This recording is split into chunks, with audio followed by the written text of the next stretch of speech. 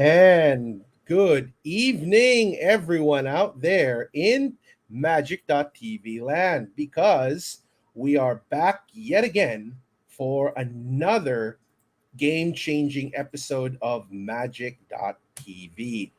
And you see, I'm actually really honored to share the space of the show with a fellow cartomancer. Now, what is a cartomancer? It is an individual who takes the power of the cards and does magic with it in any way, shape, or form they see fit. I had the honor of being brought to the attention, or having this wonderful soul be brought to my attention after I did a write due to Jack Grail's Hail Hecate program. There was this very interesting, not Hail Hecate, but PGM 50 Rights for 50 Nights program, where a very, very interesting spell which incorporated communing with what he calls the serpent faced god was taught to us. And I implemented it right away. Hours later, I was told by a fellow Magus and friend of mine, John Yang, of an interesting lady who was giving a very affordable workshop on how to communicate with the goetic entity Andromalius. Seeing it as an affordable investment, I decided to enroll, only to find out that I was about to go into a rabbit hole of learning, cartomancy, and everything else in between.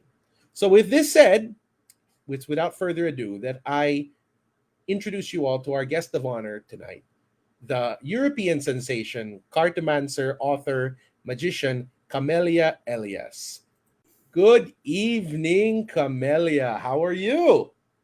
Well, thank you. Thank you. Good evening to you too. I'm fine. Thank you for the invitation. How exciting. Well, welcome to Magic.tv. So anyhow, Magic.tv starts off all about you. In other words, we want to know, and I'm sure a lot of people ask you this, how did it begin for the Well, legendary Camelia Elias? well, now you just said it. I mean, I'm thinking, do I have to say anything? I mean, you just called me an European sensation. I like that. How did it all start? Well, I don't know. Yes, it always starts somewhere, no? And I think it starts in childhood, obviously, because we are presented with some unusual set of precepts, principles, whatever, and sometimes those are tangential to what we call magic or the occult.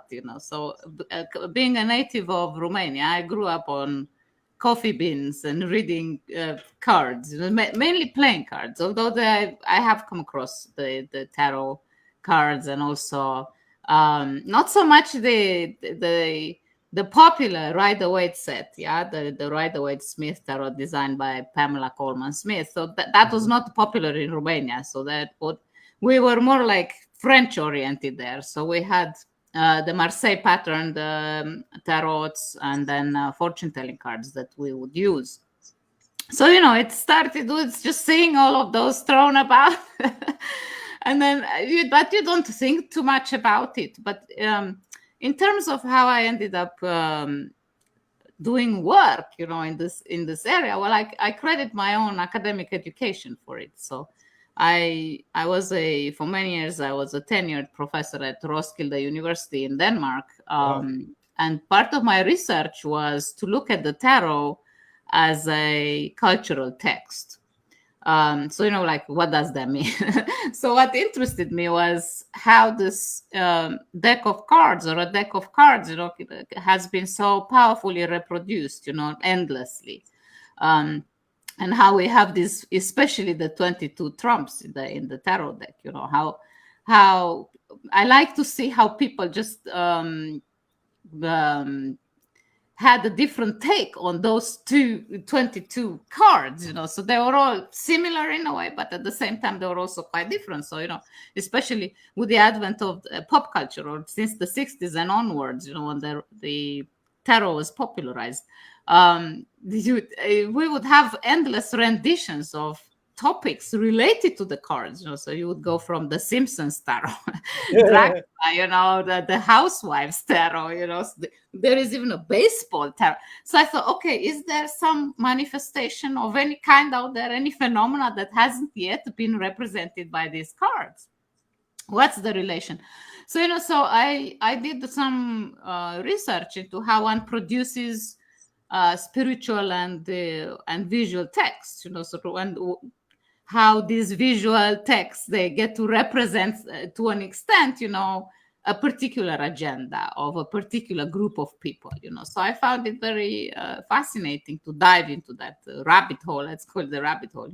So once I went there, I also encountered quite a few practitioners, like serious. I mean, who's serious and who is not. Maybe it's not for me to judge. But let's just say people who lived off cartomancy professionally. Now, I have encountered those already back in Romania, so there were plenty of those. But not those that I have encountered, they used their work more.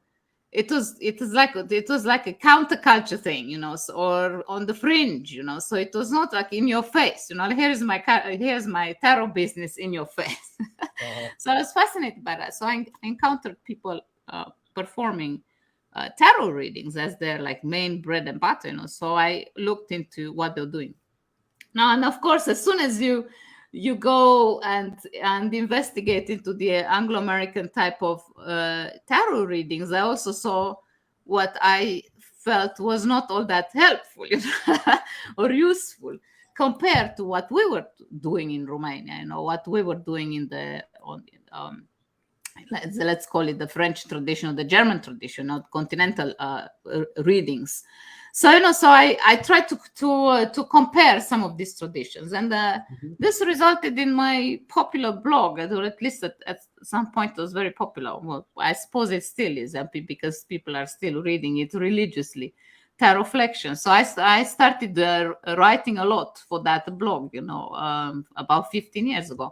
And, more and more people got to know where I came from to the cards. And so basically that's how it started. And once I retired from my university job, I thought, well, I can still I can teach, and I can offer some courses. And, I practically I do that for fun, so all this still, or even although obviously you have to put a value on what you're doing, and when you offer a course, then here it is, so there is that aspect of it. But as I said, because I'm retired, I don't actually have to do any of it. I'm simply doing it in the interest of having fun myself. And then I get to encounter a lot of dedicated people, who want to know more about the principles of divination, with the cards from a particular philosophy, so which is not reliant so much on what we are accustomed to at the standard level, let's call it that way, where we simply just equate or make equivalencies between cards and meanings, So this card means that, or we rely on symbolic signification, So when I started writing seriously about the tarot, both in academic setting and also on my blog, and then later on also on the larger platform, Pathos, I still have a column there, the Cartomancer, and then I published regularly with Pathos. So so once I did that kind of work, it was just very easy for me to swerve, or to dive into all sorts of aspects, and then make comparisons, and then emphasize the usefulness of looking at the cards from the point of view of their functionality, and how the functionality appeals to what we like, if you like, on an intuitive level. If you think about the conceptual, the mind is always interested in games, Let us not forget that these cards actually have that root, they are rooted in games, so yes. Game taking, fun, so or poetry writing, yeah, so I thought, okay, so we have functions, and then we have functions that we associate with types, So I'm always reluctant to call the the figures that we see, especially in the major arcana of the tarot, I'm reluctant to see them as archetypes. No, I'm not so keen on these grand whatever, forces. I'm just interested in the mundane take, like, okay, you see the hermit, what does a hermit do? So he retreats to the cave, okay, so that is something that everybody can understand. Yes. Or the imperial court cards, it's like, okay, so these two, when you sit on a throne, guess what you do? You rule, right? Yes, So I'm coming from that tradition where I simply just look at how we can work with identifying types that we have socially agreed upon or convened upon, and then how those types enter into a chance, encounter with the cards and the questions that we come to with the cards. So that was my work. And then, of course, in this type of work, I also ended up pissing off a lot of people. my favorite, because you go against the symbol, you go against the holy cows, so this can only mean that, or there is only one traditional way of doing things and I'm doing it all wrong, obviously. Well, if it works for you, though, that's what matters. Well, it brings me to my next question, Camelia.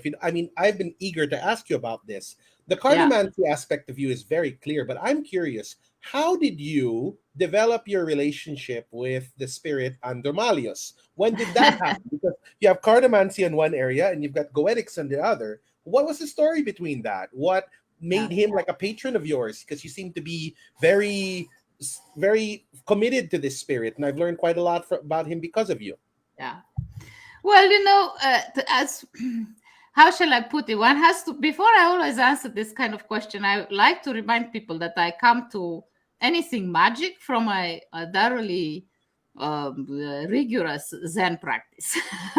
And, before I go in there and develop any kind of theory or any kind of conceptualization of what we call spirit, or all this nomenclature around the notion of the witch or the magician or the wizard, I say, listen, I want to make this clear from the outset. I like stories, so and I like what stories do to us, and how stories, they enhance our ability to be more aware. Let's just put it away.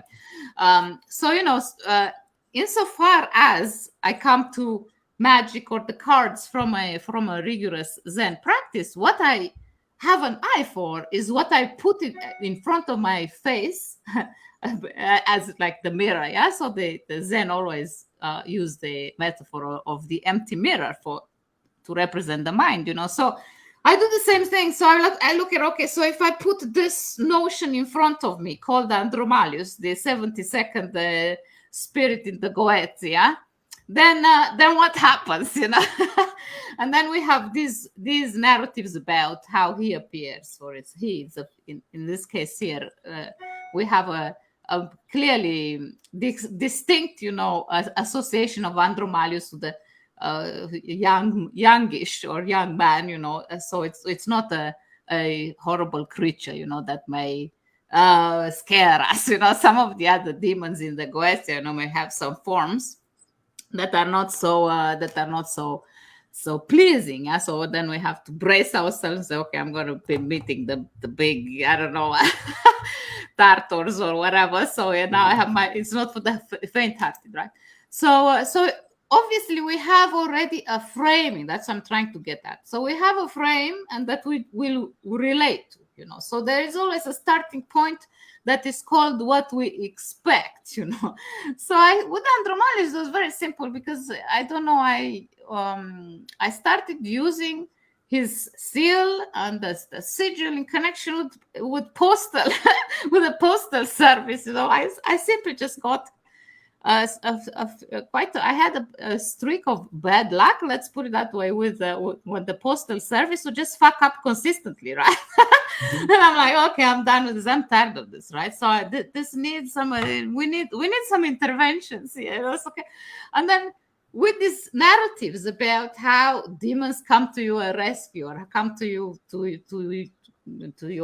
they prove to be helpful. Let's put it that way. If we go with the Solomonic notion, that, you have a temple to build. Okay, you need some serious help. Yes, so, I thought of it in those terms, so quite pragmatically. I didn't think that, I fancy the ideas of having encounters with a nice, good-looking demon, although that can help, So I just, I just thought, okay, people, what do people say? What do the grimoires say? So you start reading on it. You start reading about it, and I like all the stories, especially there isn't a lot of record, and as I also ended up writing in my own book about it, we only have some narratives. Obviously, they go back even to the 17th century. The witnesses when they refer to this Andrew Malchus. So yeah, the evil man Andrew Malchus. Yeah. So there are all these etymologies that we can tie with the name of Andrew Malchus. So they are very entertaining. You see, so they pop up in all these witness reports. In various courts. Where people, refer to how some treasure got lost, or back then, it's like there are so many wars and so many conflicts, and what do people do if they possessed anything? They would bury the shit in the ground, right? And then they would hope that when the country would be calm again, or the region would be calm again, they would return and then unbury their treasures, right? Well, that didn't quite work so well. So obviously there were all these narratives about all these treasures, literal treasures, being buried here and there, like your silverware or cutlery or whatever people had, So, how convenient that we have a demon that we can conjure that can find all these things. So I'm also very amused about these narratives, So I started reading more and more about it, and then I thought, okay, so let's test this Andrew Malchus. Let's put him to work, and then you do the job, So first you do the conjurations, like according to the book, as it were. So I use the Grimorium Verum, although Andrew Malchus is not even part of that, But Yeah, I in was terms about to of mention how that he's not in there. no, he's not in there at all. So this he's only the Legemeton, Lemegeton. Sorry, my brain is going on vacation. The Key of Solomon. So but the procedures of what is useful, and I like the Grimorium Verum, or the true grimoire, because it sets up some of the rules that one has also heard of before, or at least in some of the literatures that I have read connected to the grimoires, So I thought, okay. And then Jake Stratton Kent did a marvelous work there in reconstructing the whole thing. So I did it by the book, and I thought let's see how it goes, And so, but at the same time, I also developed just a more personal practice that is very close to my own upbringing. It's like you get up in the morning and then you just some idea hits you. So I'm a person who reads a lot, So it's like I don't have a moment when I don't read something.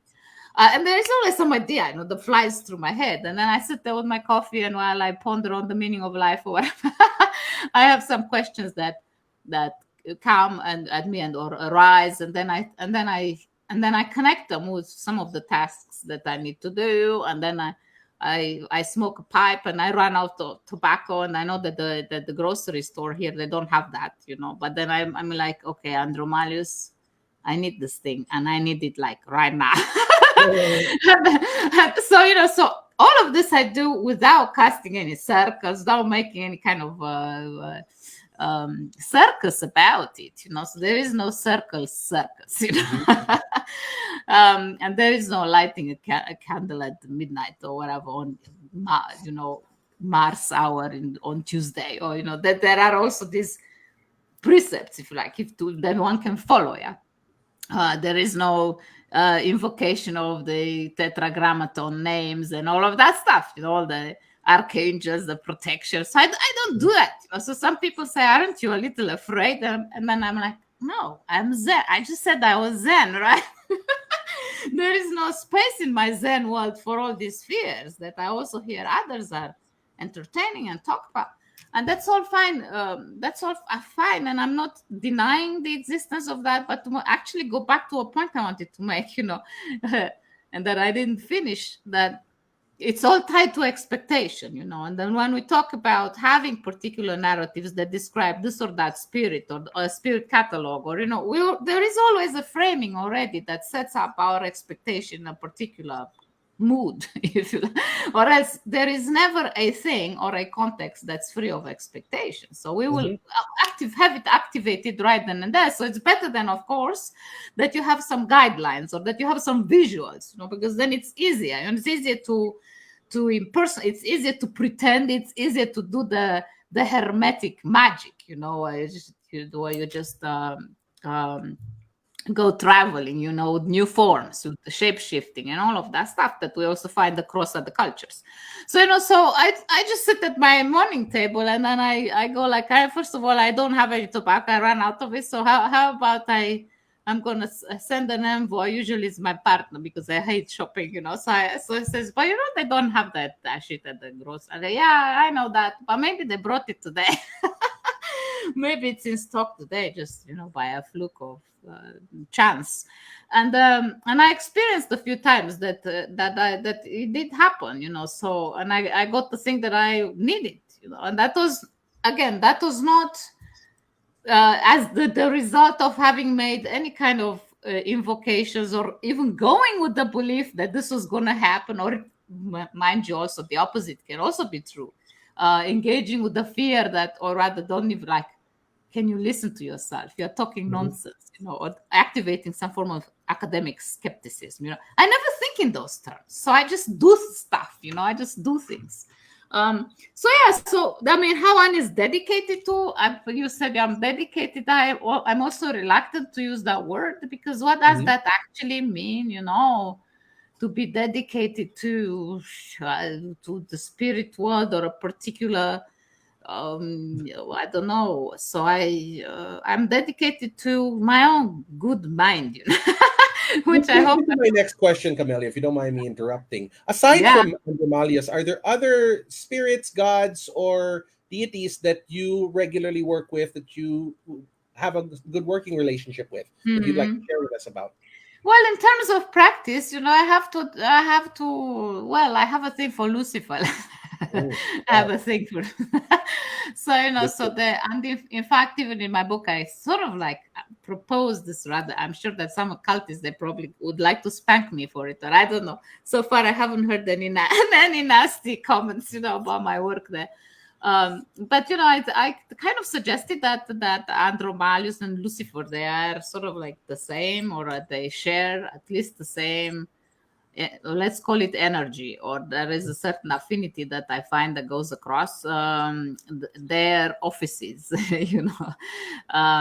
So, and then I don't know, I guess, speaking of childhood, and I think I told the story now the number of times, when I grew up, my parents, they like to have me recite poetry. So the first thing that they taught me was a Romanian classic, written by Mihai Eminescu, one of the greatest Romanian romantic poets, So he wrote a whole epic, about almost 100 verses, called Lucifer, the Hyperion. Yeah, so Lucifer, it's called Lucifer.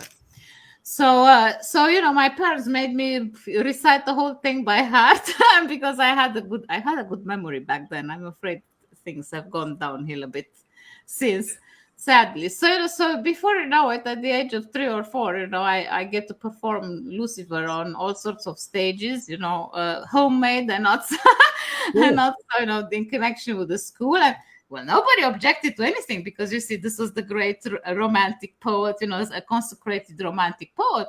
So there was no questions. Nobody said what. Nobody questioned my parents and said, "Do you realize what you're doing with this girl? You're messing with her mind."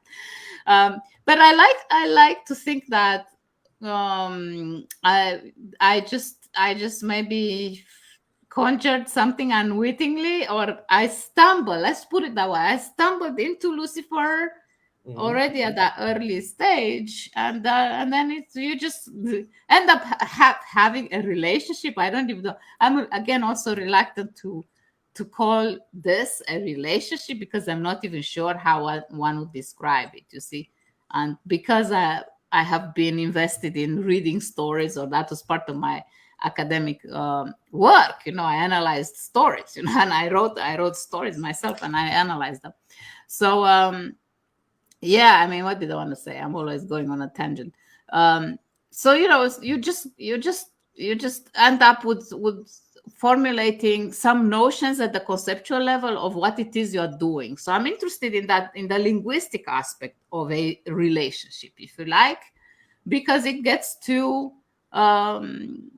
define some parameters for your so-called beliefs, if we even have them or not. And it gets to constitute maybe some images or self-images, like, oh, I hear this all the time, in the community also, like people like to identify as, I have a quarrel with all these identifications from a Zen perspective. And I'm like, what are people talking about? I'm trying to get rid of mine, like I don't want to identify with anything. But I am interested, however, in the relationship between what I experience and then the language that I use to describe that experience. But my language always falls short, Yeah. because language can never contain that experience. However, it doesn't stop me from investigating what is at stake there, So that's how I would put it, But I don't know what there are others. I suppose on occasion I do the Goetia. On occasion I like to work with Klepot, so or some of the other specialists. Let's call them that, specialists in divination, or a few of the other, let's call them nasty ones. So why not? One has to at least ask them a few questions, say, okay, what can you do? what can you do for me? So I'm totally egocentric when it comes to working with the Goetia. I never put myself down in any way. So I'm always like stating my terms, and then I want to hear about the transaction, because everything is transactional. So, okay, now I'm going with this narrative, I'm going with the story, and this is the frame. So let's see, what can we transact with, and what exactly is it that you can do for me? Or else often, obviously, I get to formulate what it is that I imagine that I need or that I want. Amazing. So yeah. If you don't mind me asking, we're going to go to segment 2 now of the show. And as a cartomancer, as a magician, as an author, this is what we call the current event segment of the show. I'm asking from your perspective. Tarot, for example, has boomed, especially during the pandemic. Here in the Philippines, we went through less than 100 readers to more than 1,000 in less than a year because people just jumped on it. So now people are jumping into the tarot left and right. And due to things like social media, witch talk, stuff like that, more and more people are entering the occult field. Now, as a practitioner of both, I wanted to ask you, what is your assessment? How are these practices doing from your point of view in terms of magic and, of course, cartomancy? Is it uptrending? Are we experiencing a new golden age? Or is it slowly going to the dogs and we should be extra careful? Well, yes, the pendulum always swings back. So, so if there is a boom now, you can be sure that it will also come down, because, after all, just look at the stock market or just look at the Wheel of Fortune. What goes up comes down. So there is already a very predictable element there, So if something is booming right now, you can also be sure that it will flop in a few years, or flop. It will just go somewhere else. And in the end, however, who has staying power? That's another question, And we always get to see those that have staying power all in hindsight, or they will see them standing because their spine is simply made up of something else. But in my own experience, and I'm old enough actually, to have observed some of these trends, in my own experience, the ones that have staying power are the ones who have managed to actually mind their goddamn business. Yeah.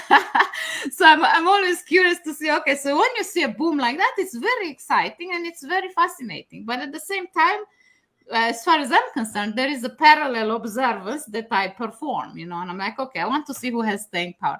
And because I have formulated a hypothesis based on precedent observing, and that is that those that manage to keep the work and still continue to make fascinating transmissions, let's put it that way, or still teach something that is powerful, they're the ones that are capable of minding their own goddamn business, that is to say, those that don't bother with the left and right, and what does the neighbor here says, or what does the enemy over there says.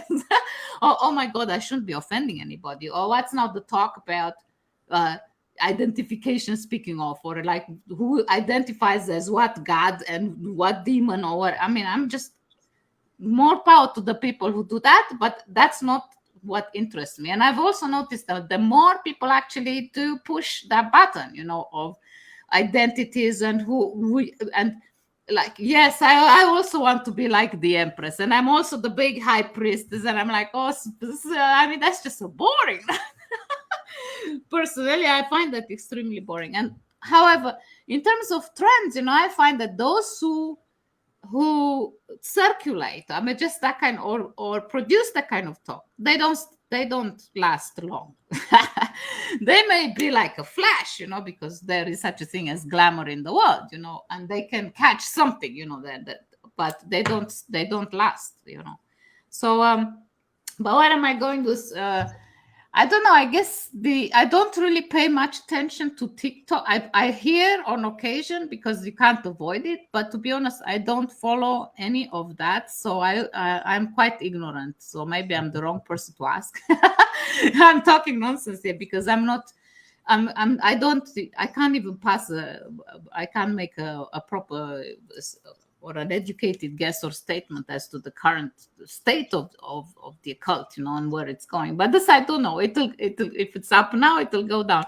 And those that have staying power will stay because they can manage to focus. They can focus. Yeah, they can focus on their own thing without being influenced by whatever else is going on, or by even this. So you have to give people what they want, because otherwise you're my marketing style. So that's just not working at the level of discourse. And because I do have I try to have my ears open, and if you ask me what I would like to see more of, I think that I would like to see more of a discussion about how chance enters into what we're doing as occultists, if we want to call ourselves that, or as cartomancers, or as witches.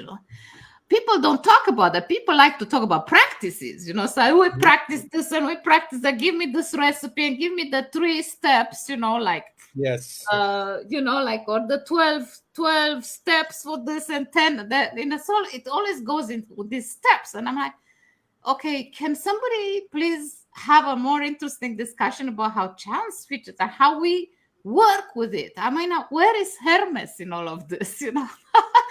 I mean, people like to talk about how you practice an invocation, or how you do an Orphic or a conjuration or whatever. We have these fancy conceptual frames, and then we can even now quote sources. People have been looking for. So, what's your source? They all want to know. Oh, fair enough. As an academic, I'm all for that. But at the end of the day, we say, okay, so here it comes from this, and we do this. But can we have a look at the purpose for doing what we're doing? So people don't talk about that. They talk about steps and the practice, and how it looks like, and what it smells of, and what kind of costume, a particular practice requires. It's very technical, in other words. Yeah, that's all very fine. But then I feel that in the cartomancy world also, people are so they so cling to the world of symbolic mysticism somewhere, and instead of allowing themselves to discover something in situ, as it were. As I sit here, I may stumble into something, or you may say something, and that can then bring me to a place, that suddenly opens or widens the space between us, and then we can hopefully have an encounter that's more genuine, that's not generated, but what I think you'd like me to say. Or I hope that you won't be asking me that, because then I'm going to say something nasty and I'm going to offend a lot of people. I mean, So if we can allow ourselves to stumble into things, and to an extent, the only thing that fascinates me about my work with the cards is this: that every time you put 3 cards down, chance will make sure that you will be presented with a new narrative, a new story, a new question. Like, I hope the question can arise, so that I may have an interesting day. So it brings me to my next question, if you don't mind me asking, because one of my students is tuning in. His name is Jesmon. And he says, I'm a fan of her works. Can she talk about her read like the devil approach to reading the cards? And yes, I'm also a fan of that. And I would like to know, since you're talking about chance, but your own way of doing it, please share with us how you created this read like the devil approach.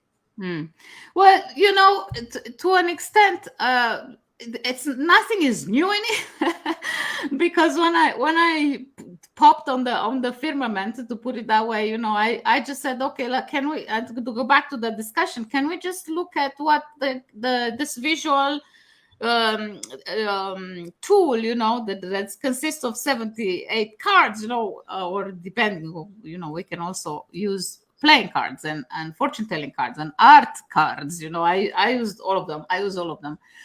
Can we just look at these cards from the perspective of how they are built, from design, color? What kind of structure do they present us with, both visually and also at the narrative level, insofar as we have characters that we can identify from our daily lives, So before I go, the hermit means solitude, or the hermit means patient, or whatever, I like to put it the other way, So the read like devil approach comes from that, where we just like to, it's a Zen, it's like, the moon is there, but how do I experience the goddamn thing? Like the Lao Tzu says, here is my finger pointing at that thing, so that's how we get to know the moon conceptually, right? So I'm interested in proposing that we engage with the cards on the same premise, where we simply just use our little index finger and say, okay, this one here points to that, or this card here, suggests that we are with this movement, this rhythm, this tempo, because quite clearly we can define seasons in the cards. Light, we have cards that give us the sun, the daylight. We have a card that gives us the moon, the night time. We have cards that are fast. We have cards that are slow. That is to say, at the suggestive level, right? So can we look at that instead of going like, the charioteer means victory, or the empress means the forever pregnant woman, the nurturing type, I have a major quarrel with that, because as soon as we sit with the cards in context, and the context can vary, people can come to you with all sorts of questions that can be one more surprising than the other. So what are you gonna do? You will have to force it. If you have to make any sense and be coherent about your messages and what you end up relaying to your customers. So you can't talk about the forever pregnant woman when somebody just wants to know what kind of attitude they should be embodying if they have to score a job, right? So okay, so how about you? How about you tell them how you rule, or how sovereign you are, and how on top of things you are. So this other thing about how nurturing you can be, and then it makes no sense, right? So the read like the devil approach emphasizes the ridiculous in looking at the cards merely from a symbolic perspective, or primarily. So I'm not saying that I don't also consider the symbol, because we have a vocabulary and we have a whole tradition for that too.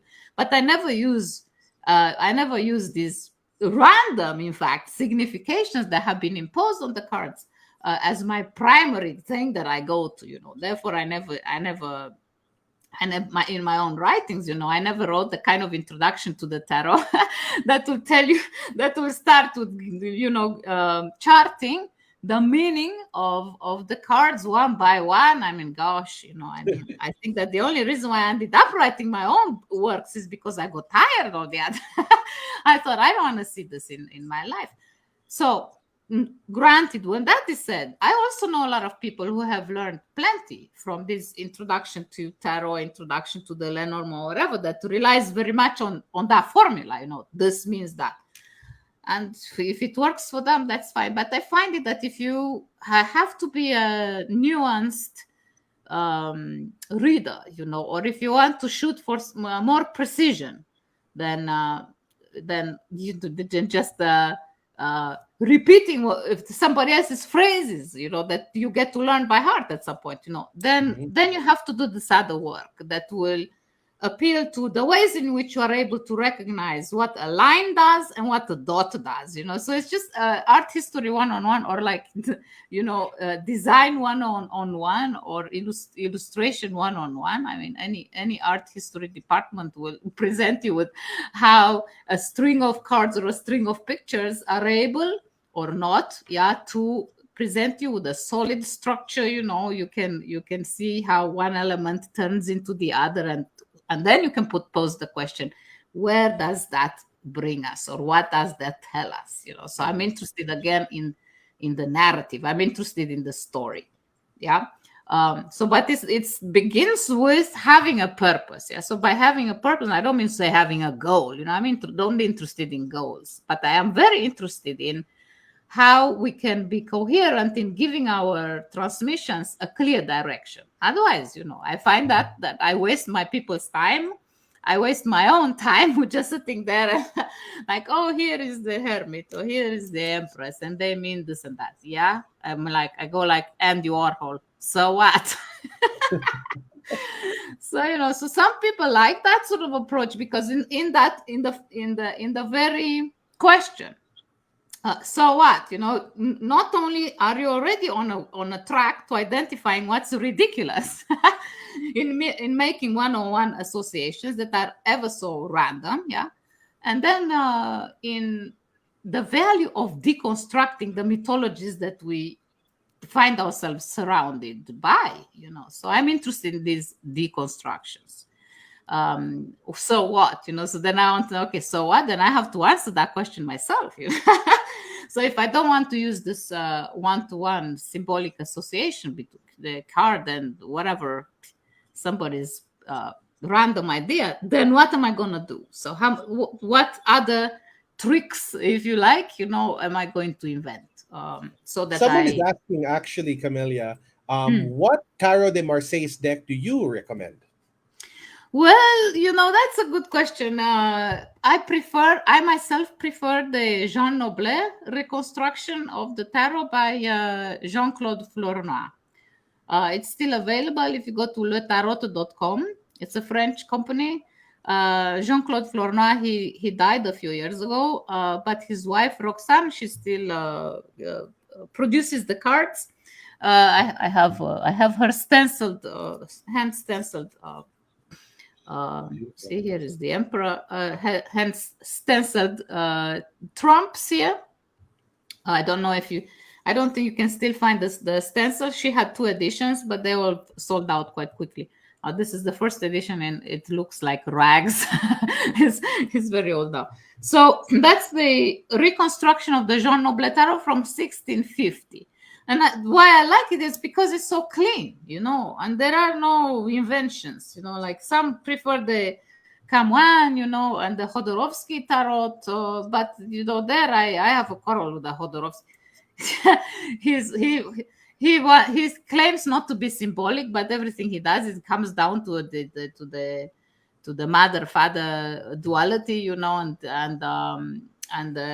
the Freudian, whatever. So I'm not keen on his thing there. And then there is the esoteric, that although he wants to free himself from that, he finds, there is an egg here on the card of the Popes, or the High Priestess, and that egg, that's like, because we are here with the tradition that goes back to Renaissance magic, and alchemy and all that. And all these things had to mean something also, they all had to fit into some kind of alchemical cosmology, or although we don't necessarily relate the cards or place them in any correlation to astrology. Some of the influences we can see that them represented in the cards, so people just also want to push for that narrative that there is all the splodge here. And I like it with my friend Enriquez, we kind of do the same thing basically. So we often laugh at this whole thing, and then Enrique, he likes to say, yeah, this he is a professional illustrator, or it used to be. That was his background. So he says, we already know that the cosmic egg is nothing other than the woodcutter sitting there with a rough tool, and then his hand kind of slips, and then there is a splodge, and then the esoterics, they go like, oh my God, now we have a manifestation of some demonic power here. Or whatever. So I just laugh at that, So anyhow, thank you. That's actually been very wonderful, because from what I discovered from you today, there's actually a very big difference between those people who would, how do I say, I don't want to use the word identify, but take their identification of the tarot through a Rider-Waite approach, which is one of the more popular decks, and the Marseilles approach. It's almost like difference between wine and whiskey. They're both beautiful. They both get you drunk, but they have different experiences. And I mean, it enlightened me today, because it's like there's like almost a completely different nation for how people read via the Marseilles, and that's Marseille. That's very beautiful, because this is going to bring us to our last segment of the show, the occult X segment, which I'm very eager for. And at this point, Camelia, now you can teach us anything you'd like. You, one of the masters. It could be anything from your heart. It could be the most complex thing or the most simplistic of thing. We're all here to learn from you, Camelia. So what do you have for us today? All right. So I wasn't such a good student, and you gave me like 10 minutes to come up with something. So I thought, okay, so that's my favorite. So I will teach you something. So because I used to teach poetry, well, I still do to an extent, and because I'm also a writer of it, let me just give a preamble, and then I'll tell you what it's all about. So at some point, I was out with a lot of poets, at conferences, and then somebody said in a circle, that whenever they are presented with this writer's block, and that's, I always have a hard time coming up with the first line of my poem, so the poets, they, really ever so true to the stereotype of the tormented artist, sitting there, the first line is not coming to me. What the fuck am I gonna do? I need some inspiration. So this person there is, well, I use a prompt, and it works every time, and says, I always say, I always do it myself, and now I pass it on to others, my own students, and I say to them, go to the library if you have one. It doesn't have to be a big one, just a few books, and then pick the book that is red or has a red spine. And I thought, red, okay, I'll go that. And take that book down from your shelf and open it on page 72. So open it on your page 72, and of course you will read the last line. Read the last line on page 72. That's a bibliomancy, right? 101 bibliomancy magic, and take that as your good fortune omen, So I thought, oh yeah. And guess what? Since that person said that, my colleague said that, I have been doing it constantly myself. If I feel like something, I'm like, okay. But then if I don't feel like the red book, then I go like, okay, today, let it be the blue book or the black book or whatever. And then I close my eyes and I go to my shelf. I have 10,000 books in the house, so it's easy for me. So I go like this, and I just either take the book down that catches my eyes, and then I open it up at page 72. I look at the last line on that page, and then the part that makes some sense. Now, sometimes you get a phrase that is part of a larger sentence, that can also run on the next page and all that. So, but just take that portion that makes some sense, or it's kind of coherent, and then you can use it as a prompt towards a question for your card. So you can use that, and then I was thinking, let's call this practice, this teaching here that you are looking for, let's name it, give it a name. Let's call it the lucky find. So the Greeks, they call the lucky find the Hermaion, which is the gift of Hermes, So if we can receive some gifts from Hermes, with the god of writing, so being a writer myself, I thought I would combine the cards with some bibliomancy. We want to invoke Hermes. Yeah, so let's go for a Hermione. And then I thought, here's my, just to demonstrate, I thought here is my tarot for Romeo and Juliet, the silk edition. So just out of curiosity, if I open this book, on page 72, here I have this phrase: was no real magician. Had he been one, he would have said. Now, I'll give it the context. But of course, in this, when I read this, I'm like, okay, what makes sense to me? And then the first thing that grabs me is like, was no real magician. And I felt like, oh my God, I'm being put on the spot. Am I a real magician myself? Or maybe I'm full of shit. Well, but I have to be a real one, because otherwise, I mean, the world is invested in all these realities. So it won't. So what you can do, you can take, for instance, that part of the sentence in your own red book, or whatever color you fancy, page 72, the last line. Take the part of the sentence that makes sense to you and turn it into your lucky find that will then put you on a track towards a question for the cards. So in this case here, if it were me, although to be honest, I mean, the whole thing is about Romeo and Juliet. I wrote Shakespeare's Romeo was no real magician. Had he been one, he would have said, nothing is final until I say so. So see, this is my quarrel with little Romeo, because I always think like they died like idiots, both him and Juliet, because he was no good at magic. You see, that's pretty much the argument that I'm advancing in that book. So so you can use a phrase like that and turn it into a question for your cards, and then see what answer you get. So like I could have asked here, am I a real magician? Now, sadly for me, I already know the answer to that as a Zen person. I would have to cancel all these names instantly, and then I will be happily, blissfully empty of all these denominations. Yeah. At the same time, obviously, because I like stories, I also like to fancy myself as a really a real magician, a strong magician. So then I can also ask a question to that effect to the card. So in other words, I can formulate it in such a way so that just in case I am missing something, then I could also say, how can I be a better or a more real magician? So then the cards will give you an answer, or they will give you some images that can prompt you yet again with some notions about what attitude you may embody towards becoming a more real magician or whatever. So it can be a number of things. But let's go with this Hermione, the gift of Hermes, and do perform it. I hope that you'll have fun with your bibliomancy. I'm actually really excited to use it. That was amazing. Wow, thank you so much. Like now I'm already thinking, how many red books do I have? So look for those. But wow, that was so simplistic. But it also, like you said, when you said earlier about chance, involving chance in allowing things, this is like the ultimate expression of chance. So wow, thank you so much for this, Camelia. Now, before what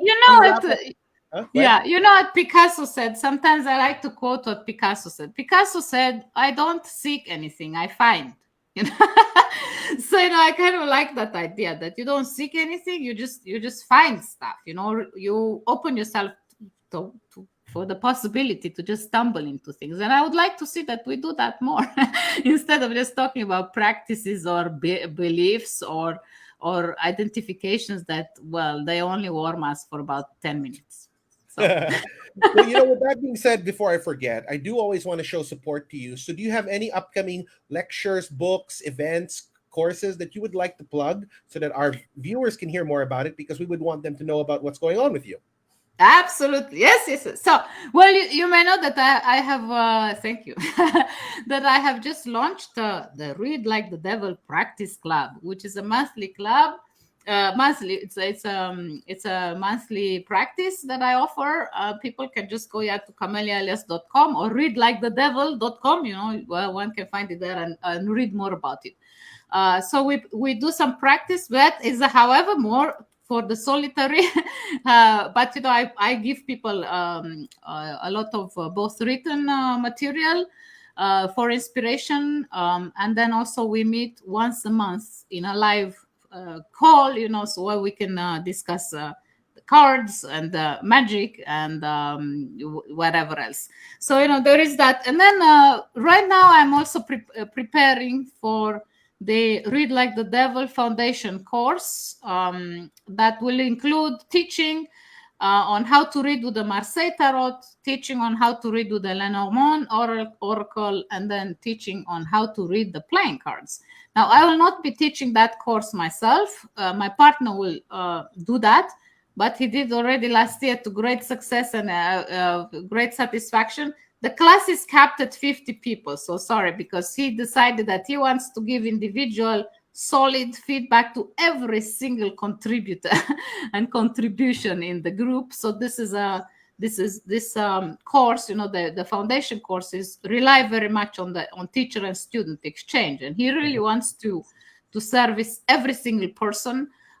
He used to be an academic too, and he's a strong reader of cards. Also, he has his own group, so he will pick up again on the call for registration. That's a registration based thing. Will come out already next week. So stay tuned for that. I'm sure people are going to ask, how much is the program? Well, you can, if you get the whole pack, honestly, it's on aradiaacademy.com. So see, I have another one, aradiaacademy.com. Honestly, I can't even remember. See, sometimes people accuse me of doing all these things in the interest of money, and I'm like, I'm just laughing. I don't even know how much my own shit costs. But I think last year it's 21 weeks. So this is your solid canon. I mean, solid stuff. 21 weeks. If you get the whole 21 weeks, there is a you can get the pack for a cheaper rate. So I think it was 420, something like that, or else it's 100 and was it 150? I think for I think so. Sorry, I mean, I'm talking nonsense. It's all on the courses, in Aradia Academy, aradiaacademy.com. So if you go there, or if you sign up for my newsletter, you will not be missing it. And when I'm ready to release it again, I will have the prices. I can't remember. How embarrassing! Yeah. Pull it up because I would like the students to be able to watch it or look into it, because any support we can give you, we'd love to do. And also, are you going to be coming out with any new books soon? I mean, one of these days, I wish to get an autographed copy of your what's it called? Your Andromalius book. Andromalius, yes, I have it right here. Look how shiny! I love this silk editions. I just did that I had a particular purpose with that. So gladly. Well, I just did those 3 practice books, that cross choices and obsession threads on obsessions, on Read Like the Devil obsessions.